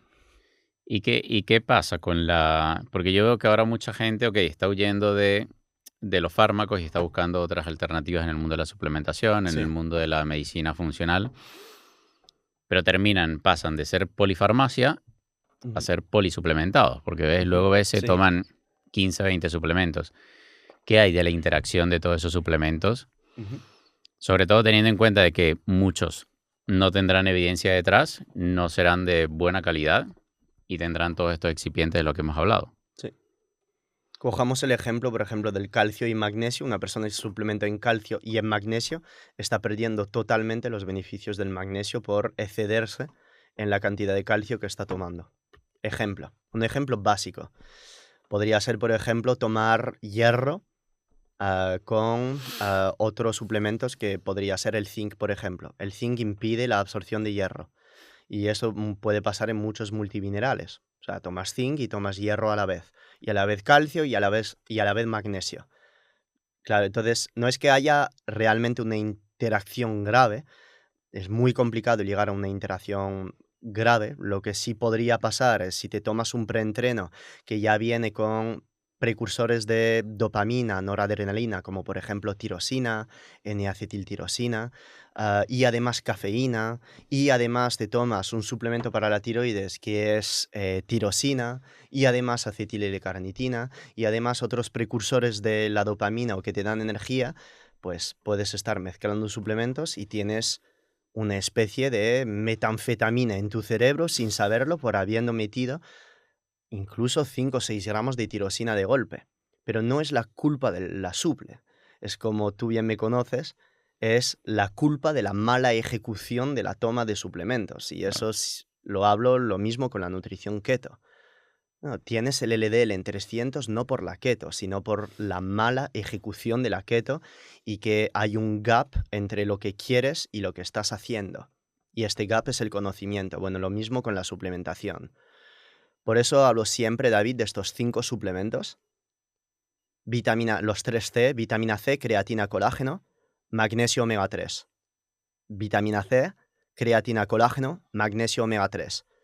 Todos los días, en cualquier persona en este planeta, vitamina C 1 gramo, creatina 5 gramos, colágeno 10 a 20 gramos al día, omega 3 2 gramos al día y magnesio 500 a 600 miligramos al día. Estos suplementos cubrirían muchos de los males que tenemos a día de hoy: dolor articular, migrañas, prediabetes, diabetes de tipo 2, riesgo de enfermedad cardiovascular, problemas intestinales. Y en estos 5 suplementos no hay interacción entre ellos. Y por ello, para la población en general, no hablo de más suplementos. Una persona que ya pasa por encima de estos 5, siempre pregunto: ok, supongo entonces lo estarás tomando porque tienes diabetes. Bueno, si una persona me dice tomo berberina porque tengo diabetes, bravo. Tengo SIBO, tomo berberina, muy bien. Tengo riesgo en mi familia de demencia o Alzheimer, berberina, lo veo sentido. Tengo triglicéridos altos, LDL alto, berberina, lo veo sentido. Y así con todas las enfermedades, David. ¿Tomo selenio? Bueno, si tienes hipotiroidismo, tiene mucho sentido tomar selenio. ¿Tengo dolor articular constante? Tiene sentido tomar cúrcuma o pea o boswellia. Tiene mucho sentido. Pero como siempre, estos 5 técnicamente cubren absolutamente todos los males. Estos 5. El magnesio tiene impacto en la diabetes. No tendríamos que suplementar en berberina. Y te lo dice una persona que en el pipeline de su empresa tiene berberina. Pero plantearse, si una persona tiene que depender todo el año de otras cosas que esos 5 suplementos que vienen de 10 años de investigación mía en suplementación, de haber estudiado farmacia, de ser nutricionista y de ser apasionado por el mundo de la suplementación, estar con más de estos suplementos, personalmente, todos los días, todo el año, poco sentido le veo. Poco sentido le veo. ¿Vitamina D todos los días, todo el año? Bueno, si eres una persona que tienes una enfermedad dermatológica y que exponerte al sol te da problemas en la piel, porque tienes cáncer, porque tienes X razón, porque tomas un fármaco de por vida que te hace que tengas esta reacción, o que bueno, lo entiendo. Pero ¿quién en este planeta pertenece o tiene esto? Otro ejemplo. Phil, ¿puedo suplementar con resveratrol todo el año? ¿Para qué? Si tienes que depender de un suplemento todo el año, terapéutico, berberina, resveratrol, cafeína, tirosina, selenio, es que hay un problema que no estás cuidando con tu nutrición o con tu estilo de vida. Y el problema lo tienes que cortar con la raíz. Lo tienes que cortar con la raíz. Entonces, ¿te ayudas del suplemento al principio? Se entiende muy bien con la berberina esto, David. ¿Tienes prediabetes? ¿Tienes diabetes de tipo 2? ¿Tienes obesidad? ¿No entrenas? ¿Tienes inflamación? ¿Te duele la cabeza? ¿O qué? Tómate estos 5 suplementos, tómate berberina, pero, por favor, empieza a hacer un poco. Porque si tienes toda tu vida que depender de berberina para tener la glucosa bien en sangre en ayunas, es que sigues teniendo problemas intestinales. Y si vas cortando tu sobrepeso, disminuyes tu riesgo de diabetes. El sobrepeso se asocia a un aumento de multiplicado por 9 del riesgo de diabetes, multiplicado por 3 la depresión, multiplicado por 2 la ansiedad, simplemente por tener sobrepeso. Es decir, el problema no es la enfermedad. Muchas veces el problema es el sobrepeso que crea la enfermedad. Perdiendo grasa solucionamos muchos de los males que tenemos a día de hoy. Muchos. Y la pérdida de grasa, normalmente, corta la gran mayoría de estos males. Disminuye la inflamación. Entonces, ¿la berberina ayuda a reducir el apetito? Desde lejos que sí.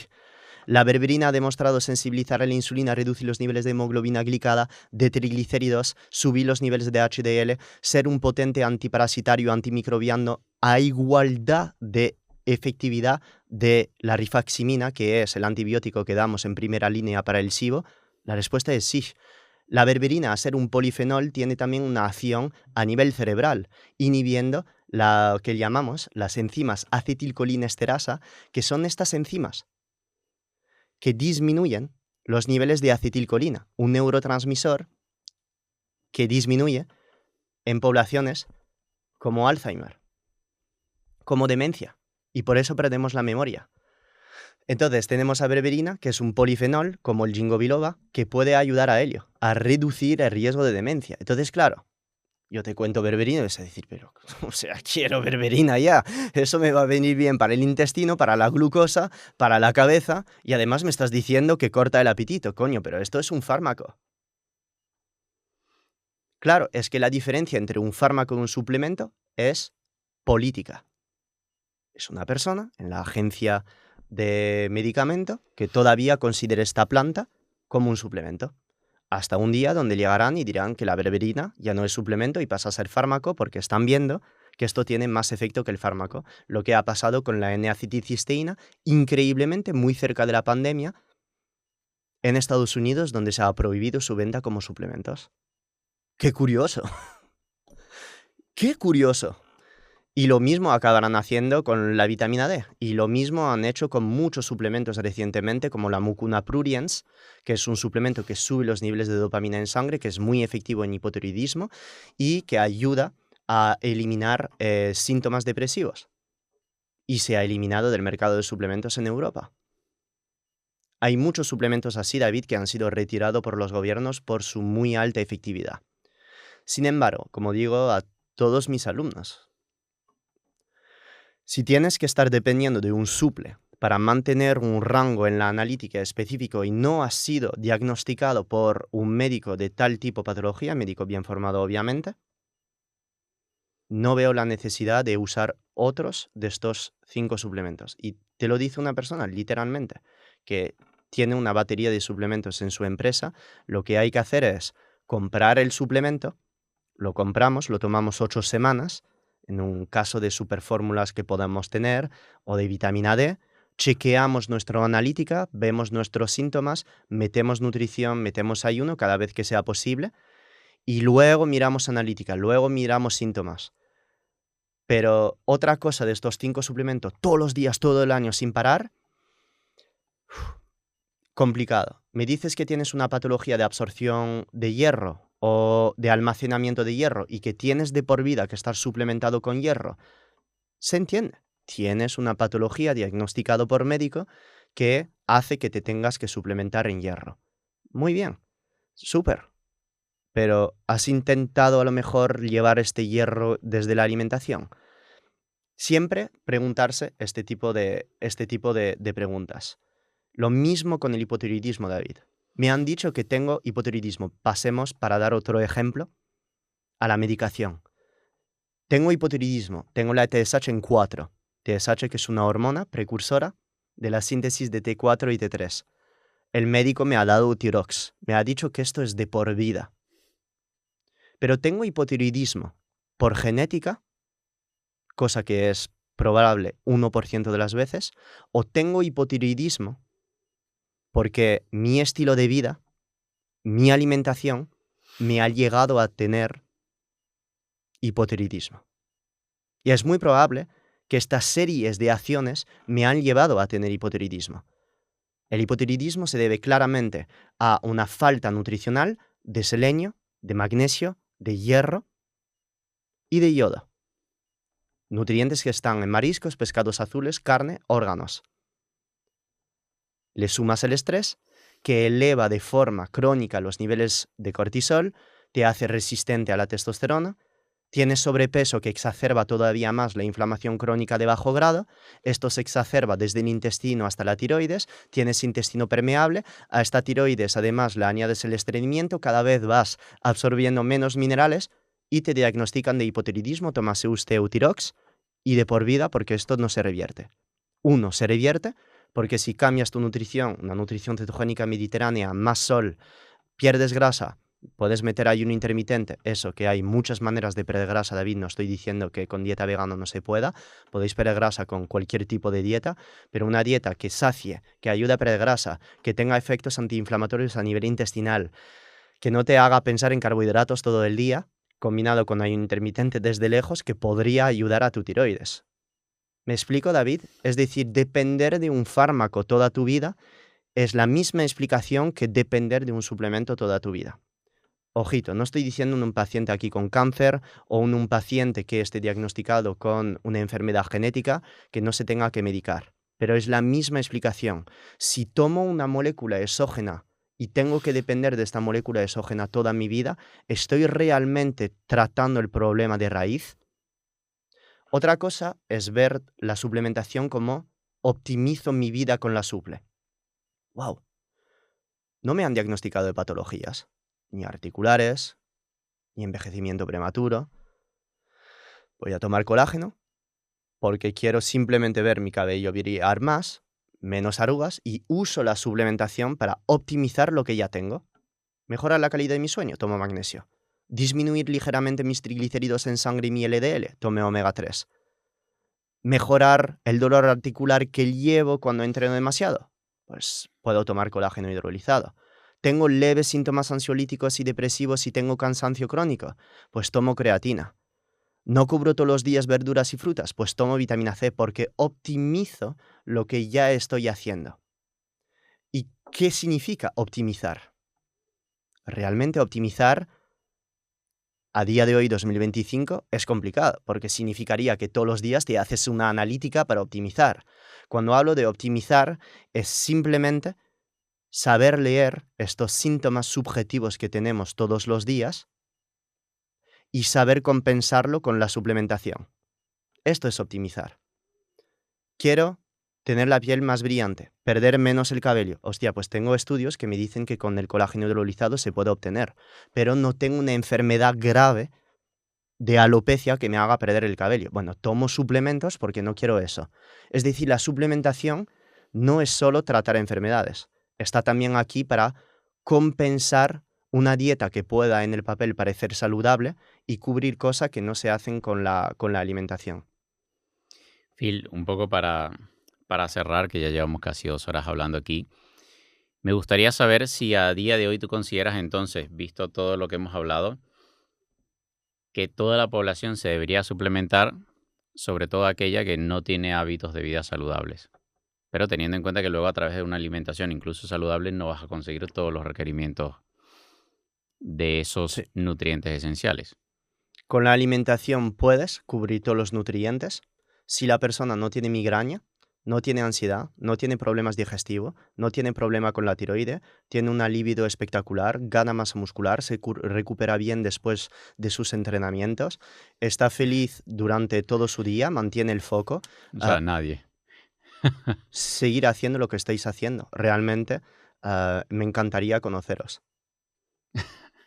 Llamen a Phil. Entonces, esto es lo primero que diría una persona. Bravo. Y otra persona podría decir, bueno, yo no me hago analítica, me siento bien.